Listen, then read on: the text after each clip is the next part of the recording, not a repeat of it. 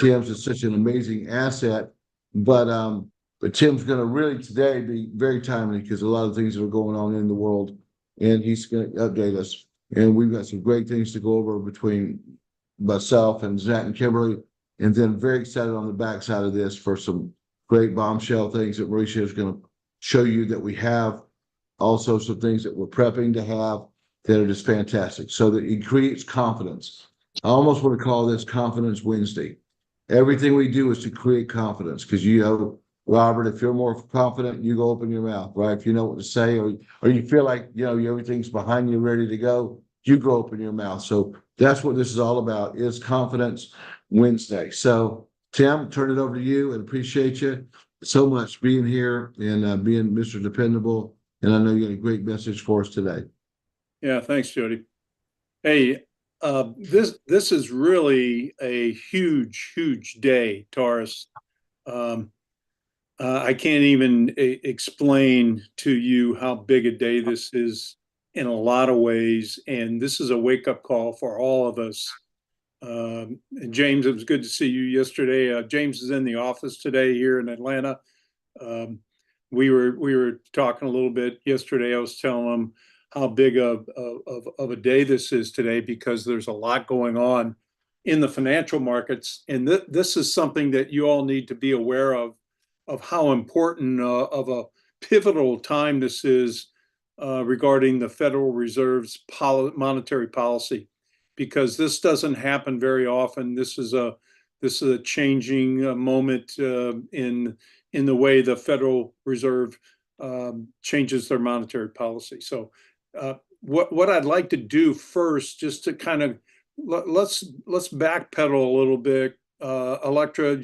Let's go back over the past here since 08 and 09. Everybody likes to call that the Great Recession. That was when we had extreme amount of turmoil go on in this country. The banks had to step in, the Congress had to step in. They had to create a lot of liquidity in the market. And I think what we learned out of this process of liquidity is what causes huge depressions. This is back in 1929, 1930. World recessions happen when there's not liquidity in the markets. And so what happens is the Federal Reserve is able to infuse capital into the banks, into the economies. And so in doing so, it provides capital to be able to create money into different markets and keep the economy flowing and alive.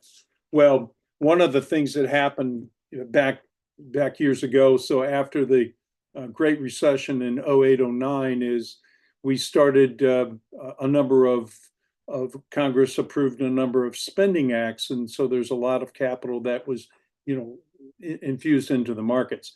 Since just the last 5 years, we saw $5 trillion infused into the markets. So this alone has brought in a lot of capital into liquidity. Just since recently, this is just over the last month, we saw the national deficit go to $35.3 trillion. So now the number one spending part of our government, I mean, the number one cost to the actual deficit right now is the interest rate on that deficit. So when you start thinking about the implications on that deficit, it's becoming a bigger and bigger item, as far as on our national budget. Also, the credit card debt in the U.S. now is over $1.2 trillion, and that's rising. We're seeing more defaults. So I want to talk about this as kind of laying the ground of what's going on behind the scenes. We've had over 15 plus years of a bull market, which is unheard of, right? I mean, we've seen this because we've had virtually zero interest rates, Adam, out there. You've seen it out in California. I think we've seen it a lot in different markets where you could go get a car for 0% interest rate. You could buy a new car, you could buy a used car almost for 1 or 2%, which is unheard of for years. You could buy a new house and get 2.8% interest on a mortgage. I mean, I remember that when my parents bought a house in the 50s, they were getting that kind of interest rate after World War II, and we never thought we'd see that because they were bringing in that kind of interest rates in order to get the markets going back after World War II, which was a devastating time worldwide in the economy. And that's when Japan and Germany, their economies were basically flat or dead. And so when you think about the implications of zero interest rates, that's pretty drastic. And to see that in our lifetimes, I honestly never thought we'd see it. And so we came out of this period of a long extended zero interest rate market. And so we now have a Federal Reserve that is, over the last, I guess it was since inflation shot up to 9.1% back in the mid 2022 range. And we saw it drop now recently down to below 3%. And so what the Federal Reserve is trying to do with, lower and raising interest rates is trying to mitigate inflation and also try to keep the economy flowing and keep it in good health. And so they're trying to balance the two of a good, strong economy and also keeping inflation under control. So today at 2 o'clock, they're going to announce exactly what they're going to do as far as lowering interest rates. And so on the table is basically priced in a 25 basis points drop in the Fed's discount rate. So 25 points is locked in already. There's a 65% chance of a 50-point drop in interest rates right now, which is what everybody is anticipating. And so there's a lot here that could go wrong, but basically, I think. I muted you, Tim. Sorry, I was trying to mute somebody else.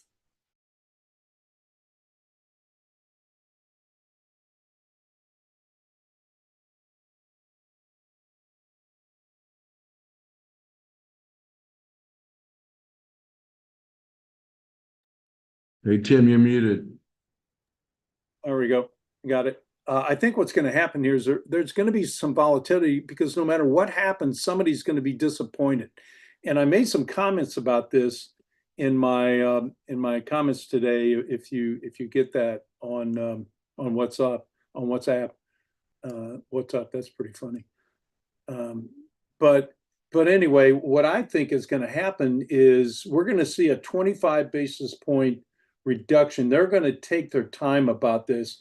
And this is my feeling on this, just because I think that they don't want to rush into making an overstatement that they're concerned and chop off 50 basis points off the discount rate. Right now it's a range of 5.25 to 5.5. If they get too overly aggressive or even go 75 basis points, that's going to shake the market up a little bit too much and send out a warning that they think the economy is going to go into a recession. So I think they're going to be cautious. This is my opinion. I have no idea what's going to happen. I don't think nobody out there actually has any clue what's going to happen. So this is all going to come out at 2 p.m. today. Some other things that are going on is obviously the 30-year mortgage rate. The average throughout the country has dropped right now to 6.15%. And that's interesting in itself. There's refinancing has jumped quite a bit. Just over the last week, we've seen about a 24% jump in refinances going on.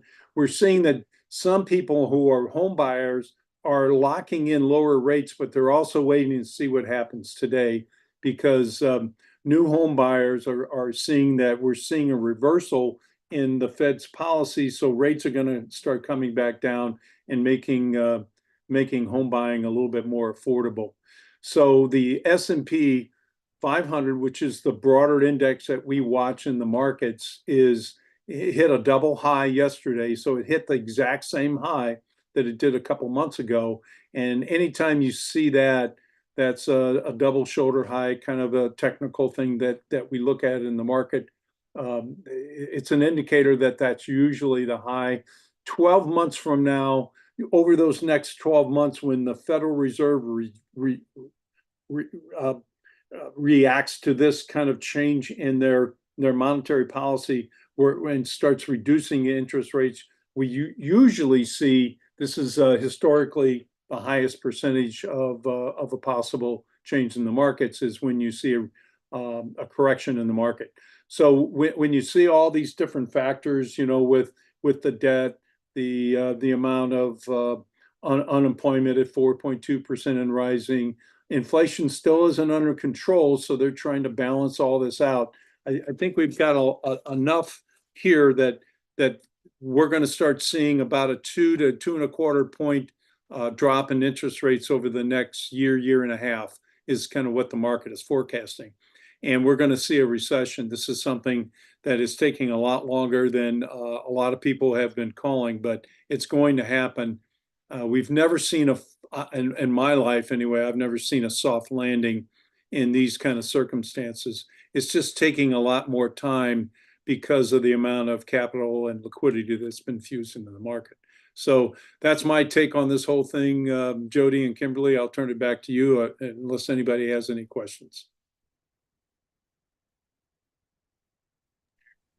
Any questions, guys?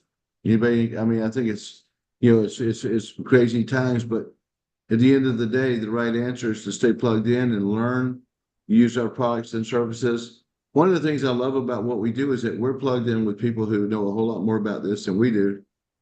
And all these companies are reacting to it. And always, no matter what the answer is, recruiting solves most problems, as Rory says. So keep building, and it creates, these are times when people are more apt to make a change, and they need to see hope and they need to see answers. So Tim, thank you. Anybody, any questions or anything? Zach, you want to add anything to that to kind of dialogue off that? I mean, one of my favorite quotes of all time is an Albert Einstein quote, and most people don't even know what encyclopedias are anymore. But he said, "A man who has a set of encyclopedias memorized is worth about what a set of encyclopedias is. One who knows how to use them is invaluable." And I think that when you think about what we have with assets and people and experts that are involved with HGI, you got to remember what our role is. Our role is not to know everything. It's not to memorize everything that Tim knows or what Paul Dietrich says from stage, or even what your upline knows. Our role is to play our role. Our role is to recruit, build, grow. We talked about this yesterday on our call. It's a very, very focused effort from all of us to grow our list, contact them, and invite people. And that's where the money's made. Everything else comes out on the backside. Knowing that we have a Tim O'Rourke and knowing that we have access to what he has should take all the pressure of you studying and learning about all these other things off. Because when you find the client that needs that knowledge and that information, you won't let them down, but you also won't have to know everything. You have access to those tools. So that's what I would say. I love listening to Tim. I love reading his daily things that he puts out there. If you're not part of that WhatsApp group, shoot us a message. We'll add you to it.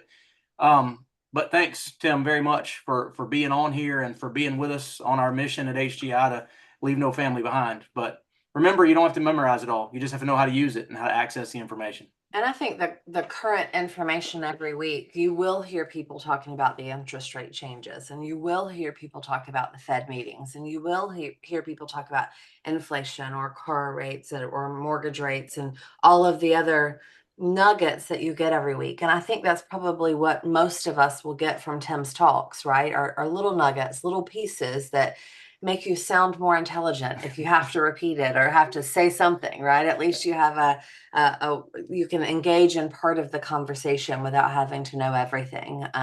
So yes, we're super thankful for you and appreciate it very much, Tim. Yeah, that's awesome. And along those lines is that, all you got to do is get people to hear them. Your job is to be a director of motivation, which means getting your people where they need to be, whether it's your clients or whether it's your teammates. And we got a lot of things going on Thursday nights right now on this same station. And Matt Salvatore has, to his credit, has joined shoulder to shoulder in training on, sales tips on our industry, and they're fantastic. And I mean, matter of fact, Taurus introduced me last night on a bop, the Tuesday night bop that we have online, which I appreciate you guys supporting. But in it, he was spouting off some quotes, and I knew the information was just from what he learned last week from hearing, in this case, Matt. And I know we go quote things we hear from Tim. So what Kimberly says exactly right, is that it makes us very, very current. And I promise you, being very current is a powerful thing, and it's a perception of that you know what you're doing. So keep listening to these things, grab those phrases, and go forward. So thank you, Tim. Hey, real quick, Jody, I'm going to yeah. send out a note at 2:00 just to advise everybody what happened, because I think this is such a big deal today. So Awesome. give everybody a heads up. Thank But you. Hey, just real quick, just from a layman's point of view, why is it a big deal? A change What does it impact into the people watching this? What does that impact mean? Well, the impact of this is, policy change on, so this impacts banking, this impacts lending, this impacts corporations, this impacts people buying homes, buying cars, buying washing machines, buying credit card debt, refinancing credit cards. I mean, right across the board, everything. This could impact the price of oil. This could impact inflation. This is a huge switch in the way this could impact the national debt. I mean, this is a big policy change for everything. Thank you. Appreciate all that great information. Okay, guys, a quick discussion on 2 points, and then we will go to Mauricio. And that is that in our business, is very unique. It's different than most any other business, because a lot of times, especially if you're literally a farmer, and if you're happen to be a farmer, well, then you know that you have a season to where you plant your crop, you have a season to where you cultivate your crop, and then hopefully a good robust harvest of that crop. In our business, we're all simultaneously, now listen to this, planting, cultivating, and harvesting at the same time. You got to on one hand be closing what you have ready to close. Because by the way, things have to be done in their season. What happens if you don't bring the crop in when you're supposed to? You could have had the greatest crop ever and really get nothing from it. You can literally become wasted, rot. So if you've got people ready to buy or to join the company as affiliates, go get them. Same time, you have people in your pipeline. You got to go through and nourish them. You got to go through and water them, if you will. You got to go through and move them through the process, get them the information they need to go through and to make a decision, whether it's to join the company or to buy our products. And then on the other side, you've got to continually be feeding the front end of that pipeline. So you literally can be planting one field, going out and harvesting another. So I love that analogy. So you need to be doing all those things. You can't be forever planting. If you're forever planting and never harvesting, well, that's just ridiculous. And too many people are expecting to harvest something they haven't planted. You cannot harvest something that has not been planted. And I love it when you can say, hey, the crop's in the ground. Let's just say on a daily basis, you're able to go out and you did 10 new people that day that you talked to that are new. And James is here with me from California. We're all about, I've got a list of 75 people that are people I've prospected over the last 120 days or so. And about half of them they're 10 out of 10s. I mean, they're pretty sharp people. But how good do they do me sitting on that paper? Nothing. The season came from me saying something to them now to go make that call, that first call. And so I got written here on this board that we're going to have calls every day. Because what happens is when I show them what we do, When I showed them our products or our concepts, that's literally like me planting that seed. Now it's in the ground. Now I got to nourish it and then harvest it when it's ready. So in your mind, Dara is on here and she's doing us a great job. And yesterday, this transitions over to the next part of what we'll talk about. She and I called on a CPA, a successful CPA in our area, over 1,000 clients. And so, we're there to talk to her. But it was her cultivating a relationship that she had for the last 3 or 4 years now we were there to harvest it. Think about those people that are ready. And it was very interesting when we sat and talked to this lady, all the points we went through, it was perfect. You could have videoed it. It was like a perfect presentation or a perfect scenario.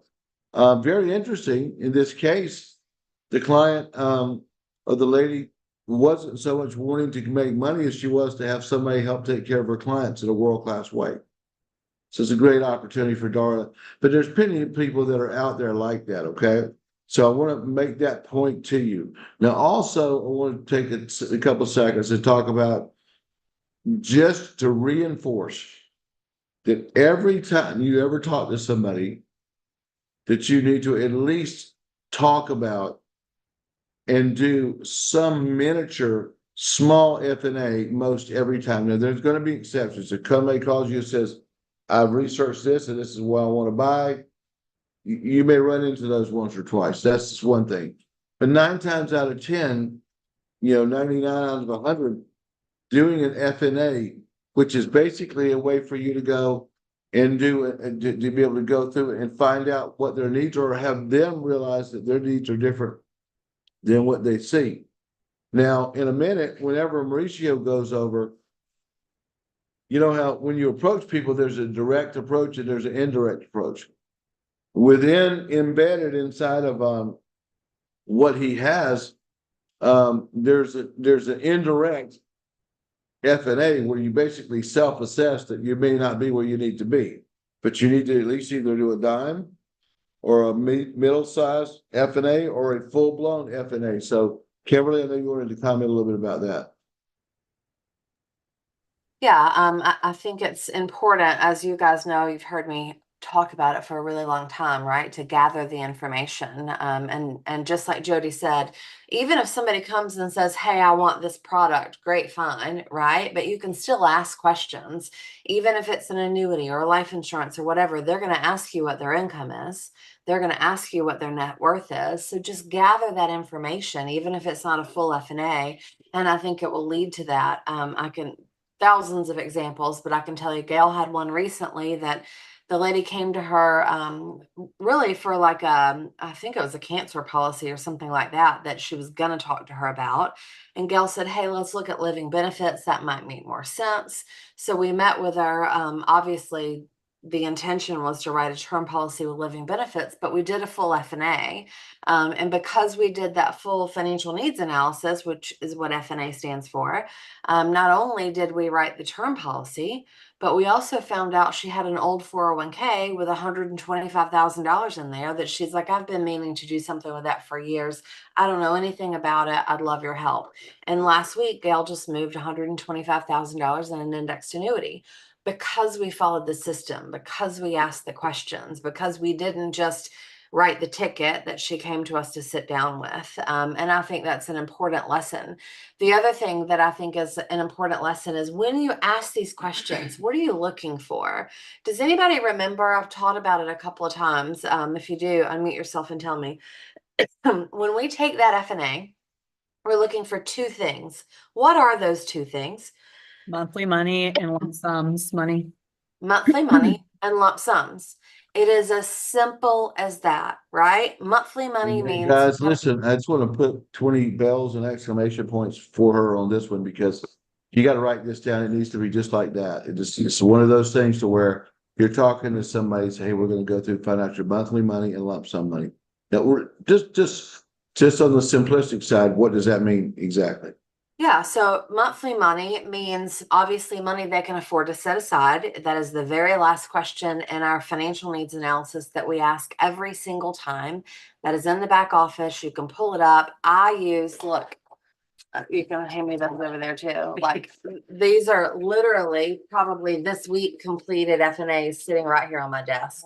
Here's more, like Zach can pull out 100 of them. So I print it out. I prefer to write it on paper, but it will walk you step by step through the questions. And it is not rocket science if you just ask the questions, right?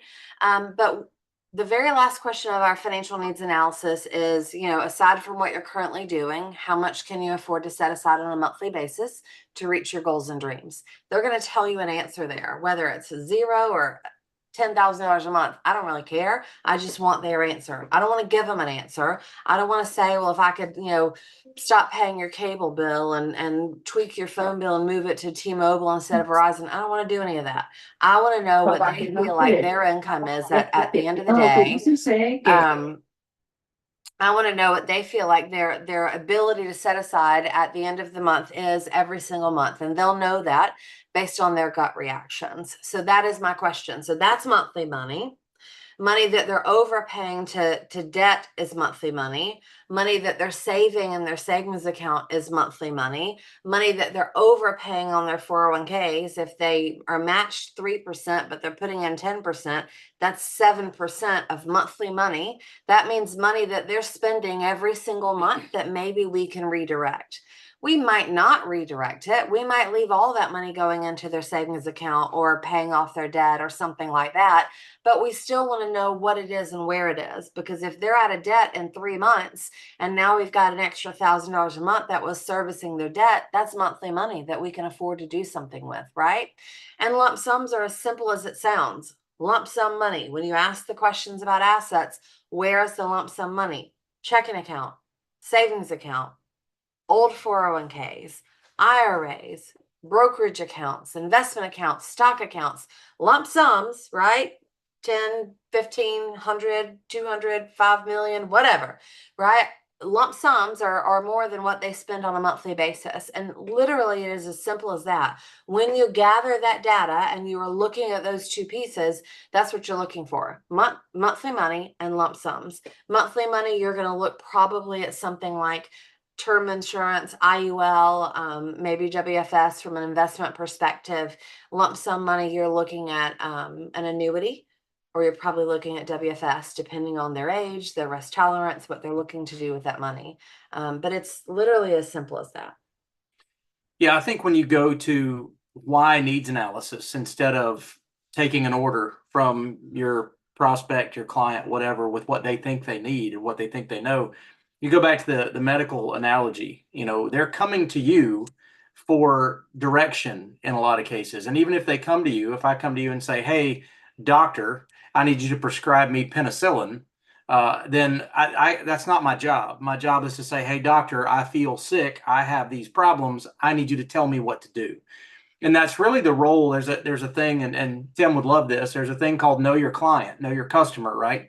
That comes back to you. It's your responsibility to know that when you make a recommendation, which we do, no matter what license that you are, whether you're a fiduciary technically, and that means fiduciary means you're legally obligated to act in your client's best interest. We're all morally obligated to act in our client's best interest. That's what we do. So knowing your client and knowing that what you're going to ultimately help them purchase is the right thing for them requires you to ask these questions. It requires you to go through this process. It is not complicated, guys. There are videos out there that Kimberly has made walking through this process. The needs analysis walks you through this process. It's not hard. And it doesn't require a license to ask these questions. Hear me there. It does not require a license to get this data to do that. So if your team's growing really fast and you don't have enough licensed people to meet with everybody on the needs analysis side, we give you permission to ask these questions and send that needs analysis to your upline trainer licensed person and let them help you go through that process. But I would tell you that's really important, is to know that what you're giving is the right thing and what you're saying is the right thing. I had a referral to the Wealth Format System that I've had a couple of them recently that I have a box on their referral form that says, has a needs analysis been completed? And it says no. They're telling me that, and I'm like kicking that back to the people that are coming over, and I'm saying, you need to have your trainer, you need to have your direct upline licensed person do a needs analysis for you. Cause I'm going to start just doing them, I guess, and writing insurance and splitting business if you don't want to do it first. But, I think that that's really important because I need to know that anybody on the other side of this, any referrals that you do or any insurance companies with annuities, they're going to want to know that it's the right fit. And they're going to want to know that you're not putting too much of their money in this annuity and tying it up. They're going to want to know what they have liquid that's available. So anyway, that would be my 2 cents, is that knowing your customer is going to be something that any provider is going to want to know later. At some point, if there is an issue, they're going to want to know that you did your due diligence. And I just tell people it's my job to teach them what their choices are. It's their job to choose, right? It's still their money. Even if I tell them everything that I think is going to make a perfect plan, if they don't want to do it or they disagree with me, that's okay. But it's still my job to teach them. It's still my job to say, hey, this is what I think. And again, it's their job to choose. Well, hey, and in the spirit of this, we couldn't have teed it up any better. The most simplistic way you're going to see to do what we just said, and that is Mauricio Garcia showing us some great new updates as well as some things. And we may go to 5 after if we do today. Well, it's great stuff, and we'll hear more about this tomorrow night on the system training. But Mauricio, turn it over to you, buddy. Hey, everybody. Hope you're all doing well. Thank you for the opportunity. Yes, I'm going to share my screen for this, and that'll be the best way to deliver. So here we go. Okay. So what Jody wanted me to just go over with you is just to remind you that inside of your ZyberZeus platform, you have inside Sales Tools a calculator that just by simply activating it, very easy, just a 1-second activation, you're going to have this calculator that you see right here. I just want to make sure I got the right one. I don't have the right one, so I'm going to activate it just so you see how fast this actually works. Because this is the most updated one, so it takes 1 second. It's done. So now that it's done, I have it right here. And it's got the new Income Plus calculator. Okay, great. So this one right here is a dialogue that is designed for you to be able to have this conversation and educate the prospect along the way, right? What is everybody's biggest challenge? Or what's the main purpose of gathering all the assets? Is that you want those assets to produce an income, right? Now, most people don't know how much money they're going to need for retirement. So this first one allows for you to show somebody, let's say, somebody that makes 120,000, that's the lifestyle that that's the money they are using to pay their lifestyle. If they are like most people, I would say like 99% of people, they are consuming all of it to pay for the current lifestyle. So if they're like me, well, I'm 45, but they're like within in the 40 years of age and they plan to retire at 67 and they have zero savings for retirement, and they expect to use inflation, the official inflation rate, which is 3.22 right now, and includes Social Security, you can immediately be able to show them, right, that for them to be able to, this is the monthly income, so it should be maybe 10,000. So if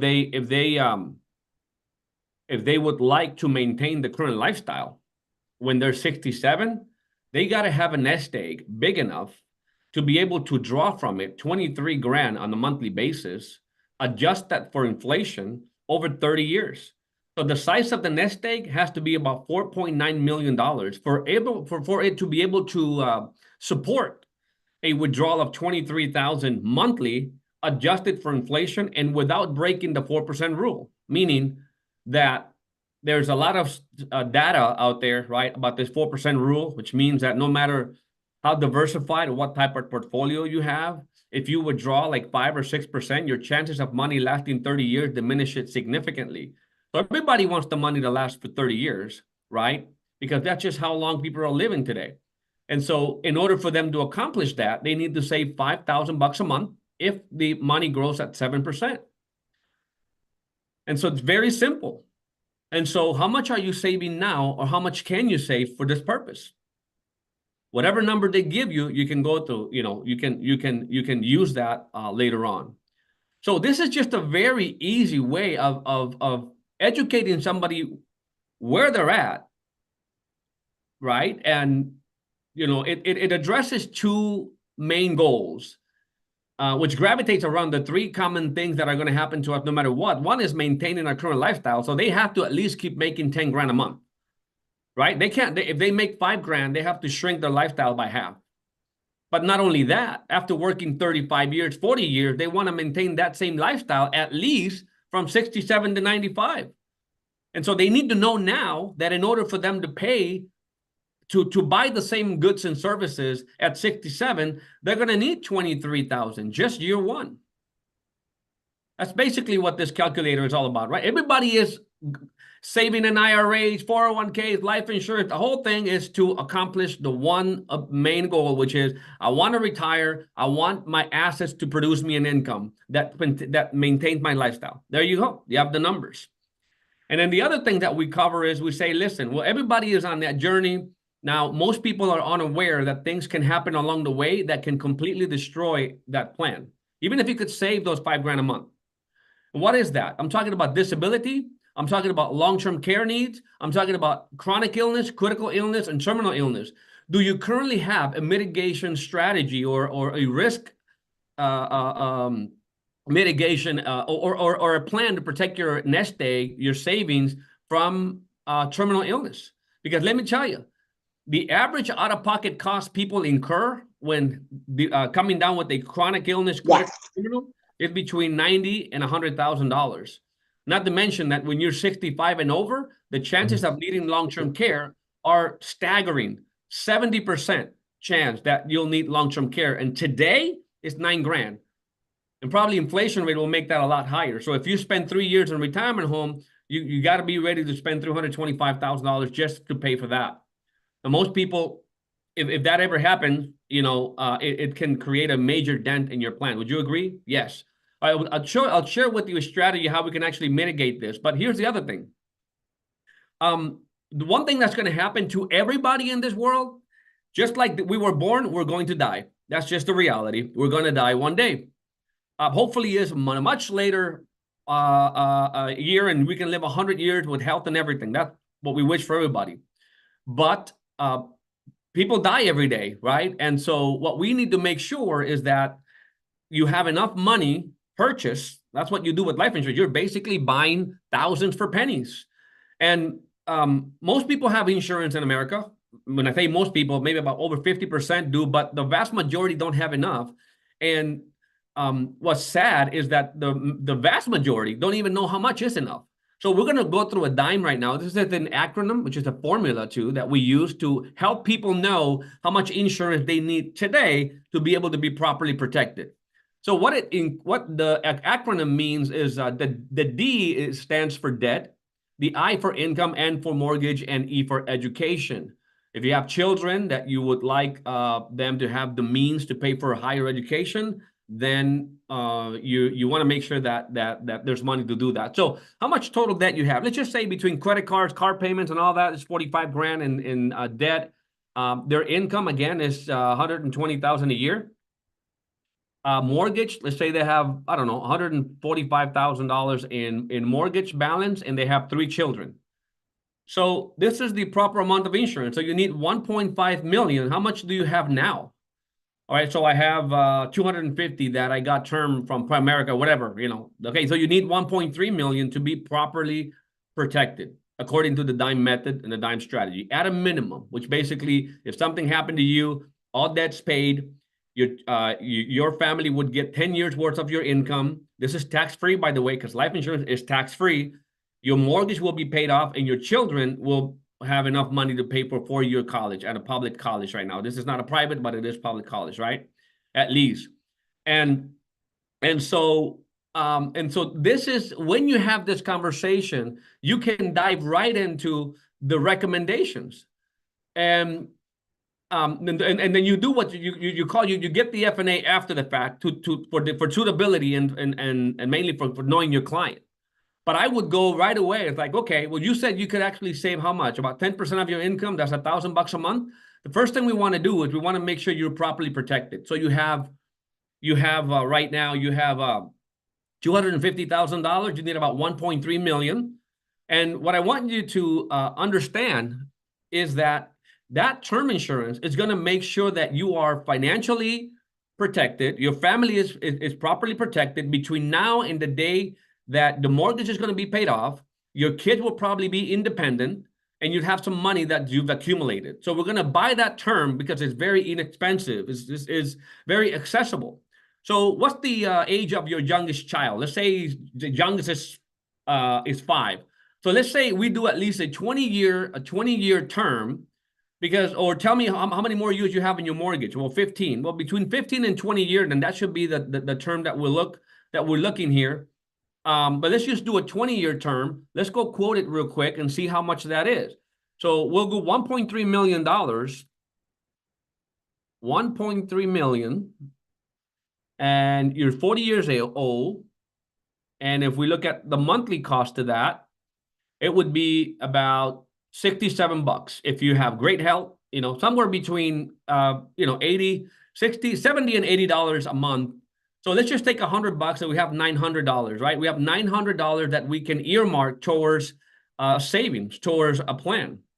And are you okay with being properly protected here with with 70 to 100 with 70 to 80 to $90 a month? Most likely people say yes for 20 years. You need that. That's the basis.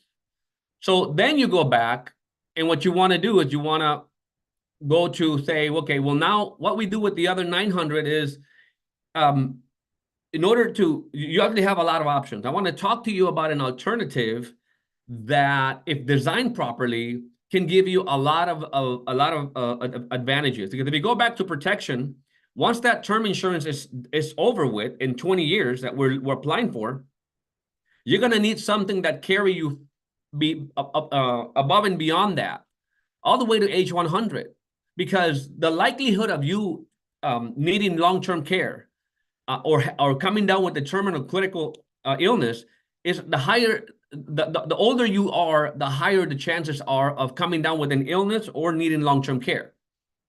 Okay, you may not necessarily need as much life insurance, but you could take advantage of life insurance tax advantages for the cash that you're going to build. So we're going to be protected properly, and we're going to start building something in addition to that. So here's what I mean. We combine a term insurance with a permanent type of insurance that has a strong cash accumulation. So what it is that the money, those $900 that you are going to consider allocated into this plan, it's going to be insurance, right? So a portion of it, if we design it right, the way that we design it is that during the life of the program, even though the cost of insurance starts higher in the beginning, it comes lower and lower and lower because there's cash that is building in this thing. And so you're only paying for that difference. I'll get more on it, I'll tell you more about it as we dive into this.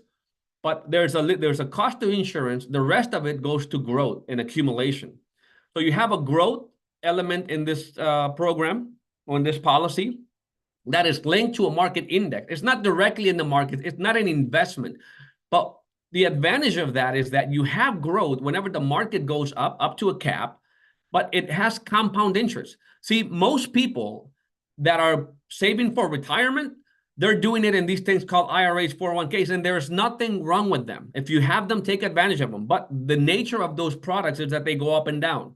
So if you have a correction or there's a market crisis, sometimes it takes years for that money to come back. And that recovery is not compounding, it's recovery.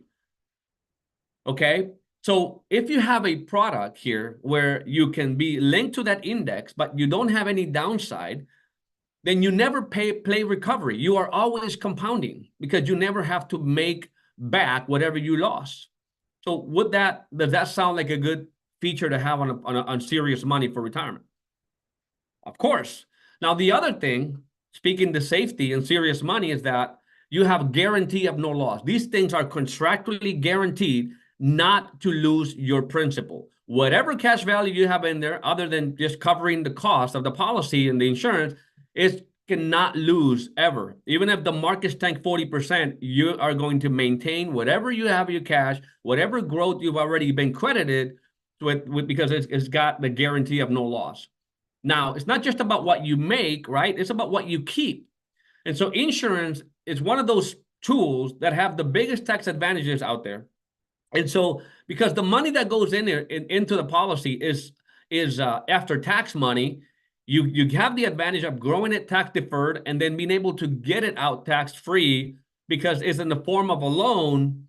And because if it's designed properly under the eyes of the IRS, if it's life insurance, if it's designed as life insurance, then you'll be able to get the benefits of being able to leverage the money in the policy to produce you an income that in many times is a lot higher than 4% to start with in other programs. So I'll show you how this actually works, and then I can choose which company I can go with. Let's say it's Nationwide, and I can go and do my illustration with Nationwide with $900. I'm not going to go into that because you can go and do the annexes or the depending on the contract you have, right? You can go in there and generate those illustrations, and you want to show the client what it is that they're going to get in terms of growth, what it is that they're going to get in terms of income, and that insurance that carries them all the way to age 100. Obviously, in designing it this way, we want to do the minimum amount of insurance, right? And it kind of goes to support the concept of instead of buy term and invest the difference, we buy term and merge with perm, right?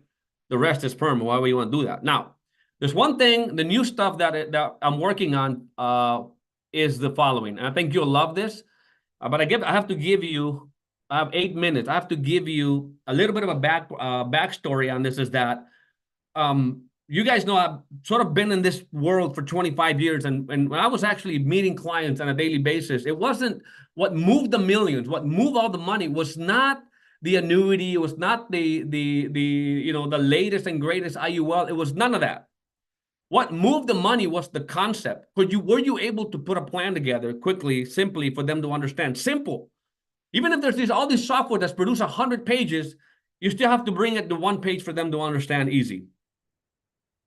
And so this does not intend to replace any of that stuff. It's just to give you a big picture idea. And I'm great that we have Tim here for compliance, because we're going to be having a lot of conversation around this before we actually release it.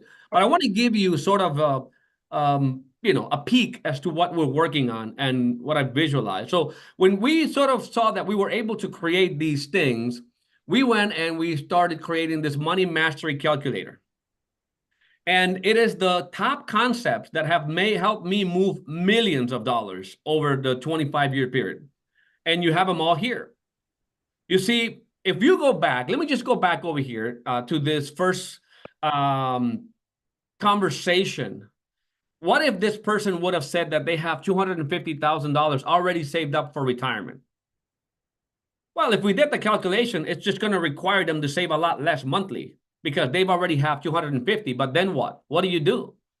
Well, that's what money mastery comes in, because now if they need income, probably not the case on it, but if they need income, if they need to produce an income right away and never run out of money in that income, we have this thing called the asset income maker, right? You can bring them in here, whether you want to put their name or not, it's up to you, spouse, but you do need the ages, right? Let's just say somebody's got $250,000 and they are 60 years of age, and then let's say Lorena's 59 and we have $250,000. First, you don't know where they had it. They just told you total money that we have earmarked for retirement is $250. And they require a certain amount of money because they're gonna retire, right? So they need, maybe between now and the time they actually claim for Social Security, they're gonna need an X amount of money. Let's just say that the required income, or after Social Security, that's actually more aimed for retirees, somebody that's retired. So let's just say somebody that's 60, 65, 62. It's actually work the other ways, but 250. They say they're going to get Social Security, but they require, if you ask them the question, they pretty much will know. Let's just say it's 40,000. It's between them two, it's about 30,000 that they're going to get in Social Security income. So hold on 1 second, guys. I have to redo this. Because I said, so 65 to 62 should be able to move that. So they have 250. Over here, didn't let me change. I don't know why it did that, but let's see if we could do that. So how much do they need a year? Let's say after Social Security, if they need 50,000, they probably need 30,000 from this asset. Okay. And what you can do is it's basically, it's a how much, when do they need to start getting the income from bucket one? In other words, I should have given you a little bit more backstory, because once you actually run with this, you'll know. But what it is that you need to give them 3 different buckets: one for income, one for growth and future income, one for only growth. So that every 10 years, according to rule of 72, if they can make between the 6, 7, or 7.5 on the last bucket, on the one that's going to be for growth mainly, they can recoup whatever they're spending from bucket 1 and bucket 2. And if there is more than enough money, they can even fund a bucket 4 just for growth and legacy. So in this example, let's just say they're going to need to generate income, and so they put money in a SPIA that typically a SPIA will pay between 2 and 4%. So you can kind of use 3. They want to get income from this bucket immediately between now and the next 5 years. On bucket 2, you want to maybe use an index annuity, right? And by the way, there are other tools that you can choose from here to use. But for immediate income, there are some fixed annuities that are for immediate income. There is, if that's not the case, just SPIA, because this has to get the money out within the first 5 years. Bucket 2 is going to start, we're going to grow this maybe at 6% if it's an index annuity. And we want to grow it for 5 years and then pay for 5 years. And bucket number 3, we basically can use maybe 6 or 7% if we want to use a FIA or an IUL or just the market or another. And the reason is that the IUL, I put it here because we're talking 10 years or more. So the IUL kind of makes sense for people that have at least 10 years worth of growth to be able to even think about pulling some money out. Or I can just leave some of the money that most likely they'll probably already have it in the market, or maybe use another index annuity that's really designed just for growth and income. There's some great products out there. And then bucket 4, you really don't need to even choose that, but we could do maybe an IUL for that one. And then we want to do a 7% interest on this. So what it is that it gives you sort of like a very quick view as to how much money they need to allocate in each bucket. It does the math for you. All right. Now, the problem is at 250, they're not going to be able to recoup what they want. So it needs to, they need to grow those savings higher, because they can get the income from years 1 through 5. They can get the income they need from years 5 to 10. But at the end of the 10th year, because they only had $6,000 left on that other policy, it's only going to grow to 13,000. Does that make sense? But what if they had, as an example, let's say they had 750,000. That's a little different, right? Because now same amount on bucket 1, same amount on bucket 2, but they only need 243 on bucket 3, because by the end of at the beginning of the 11th year, if that grows at 7%, they would probably replenish that. They even have enough money to put on bucket 4 to an IUL for growth and legacy, because at the 10th year, when these buckets are exhausted, they can repeat the process, and they will still have money over here on this IUL that they can use, if they, for continue to combat inflation or interest rates or whatever, but it's for growth and legacy. So again, this is the concept, and what we're trying to do here is just basically give you a tool where you can simply grab somebody that comes with a portfolio and then say, okay, if you need income now and you want to make sure that income is lasts forever, because putting everything into just one annuity, I don't know if that's the place to go, right? You need a comprehensive, diversified strategy. Keep it conservative, and you can do this. What is going to be the product? Then you'll have to choose what product can actually do that. But we have a SPIA, 2 FIAs, and an IUL, right? The mix could be different, but at least you know what should be the allocation that you can actually do here. So I remember back in the day, just sitting with clients and showing them these buckets, and they'll, it made sense to them because it gives them confidence. And then we're using, obviously, products that are designed for longevity and for security and safety. So when it comes to income, this is a great, great tool. I think as you sit in front of somebody that's soon to be retired, most likely you're not talking about necessarily a term policy, or you're not talking to them about putting money in IUL because they're about to retire. So they've got to have whatever asset they've got, they want to produce income, and the biggest fear is running out.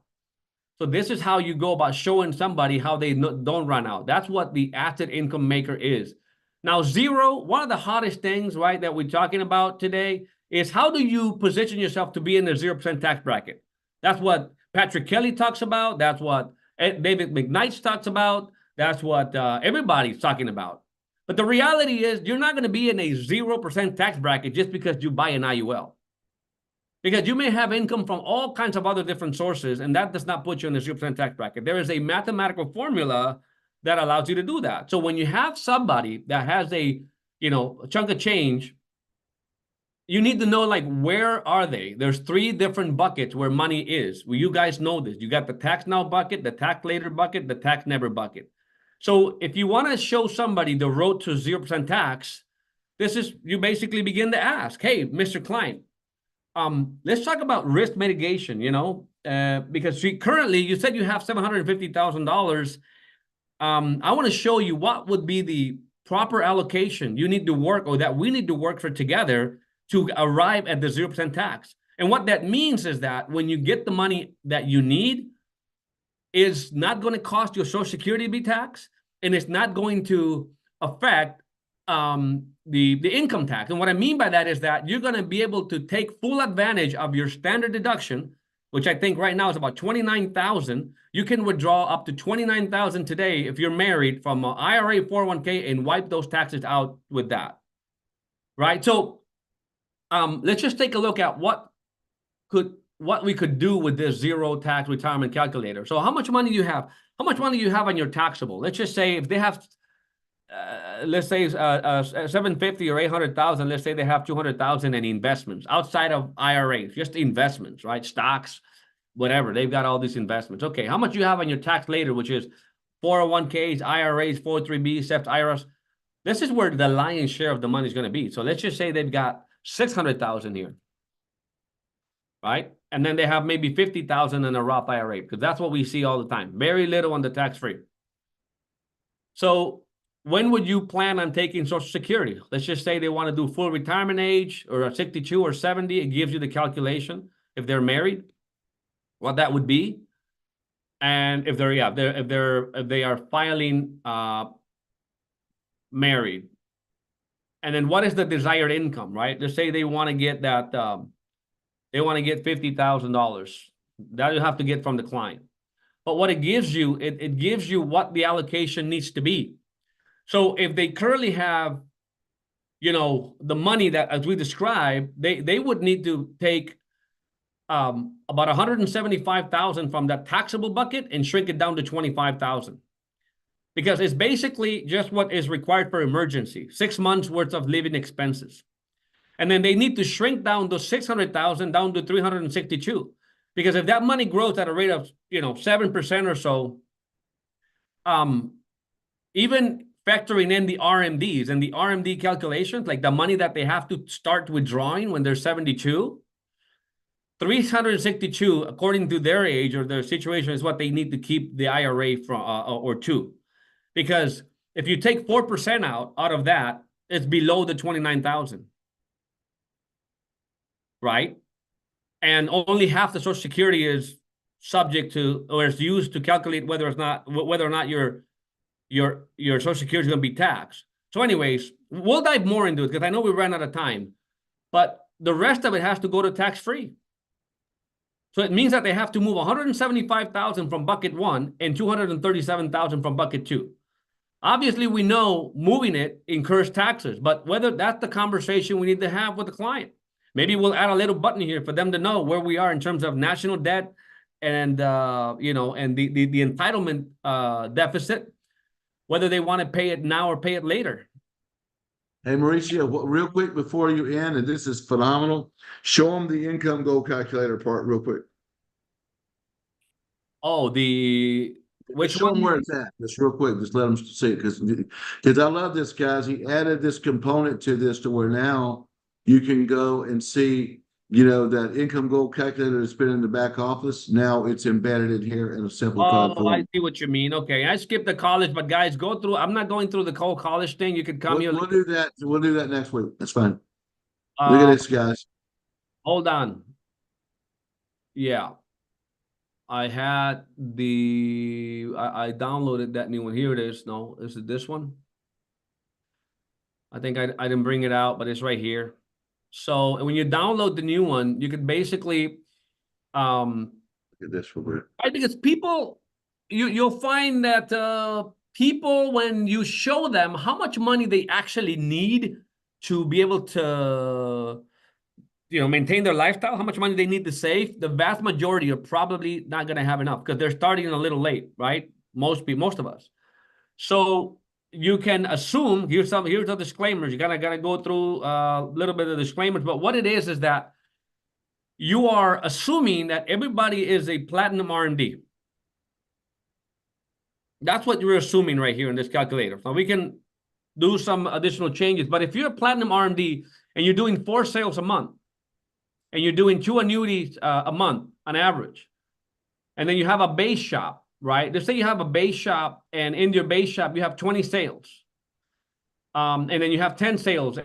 That's the ratio that I use because I mean, just like Kimberly and Zach were just saying, they close somebody with an insurance and they actually did an annuity. I find a lot. Some people have money in the bank. They have money in an old 401k IRA. I find them a lot. It's like a 2-to-1 ratio. You know, if you know how to look for it and how to ask, how to dig it.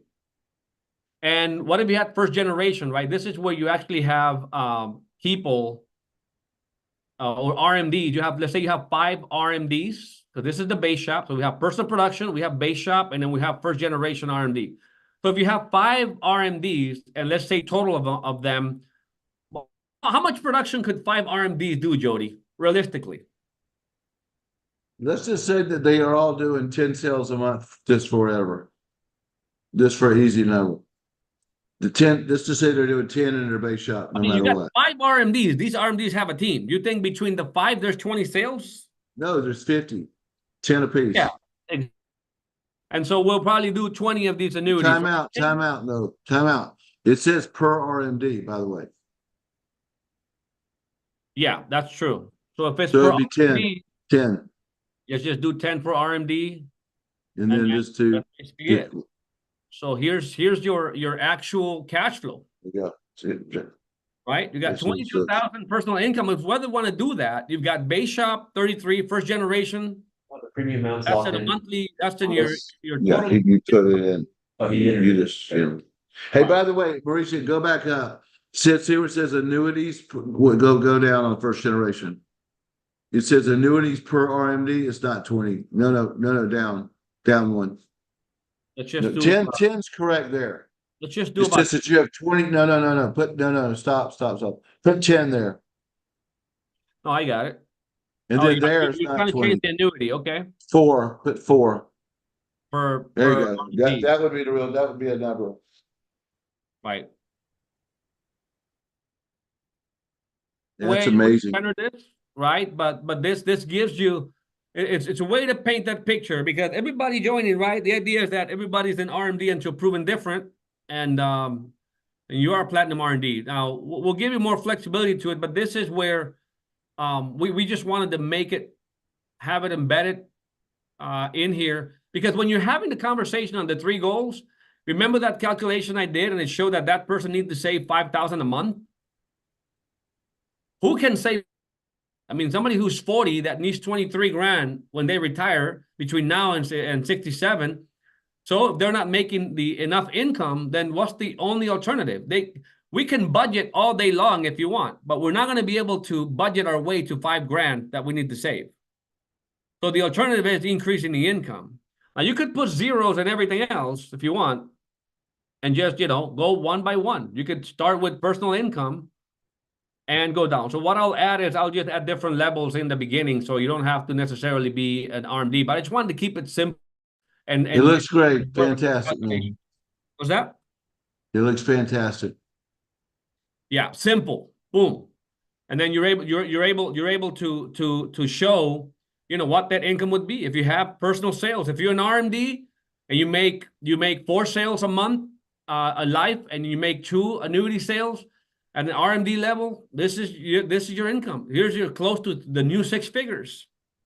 And all this is contained right there. So, all right, guys, well, we're going to put a pin in it. Next week, we'll go over this part a little bit more, but also some more updates on this. So thank you, Mauricio, so much. Not a problem. Just to say that this right here, guys, once I'm done and I take it through compliance, we'll go through it. It's gonna be a game changer. What these other tools can do, I think will help a lot of you be able to know like where to go depending on the situation that you've got.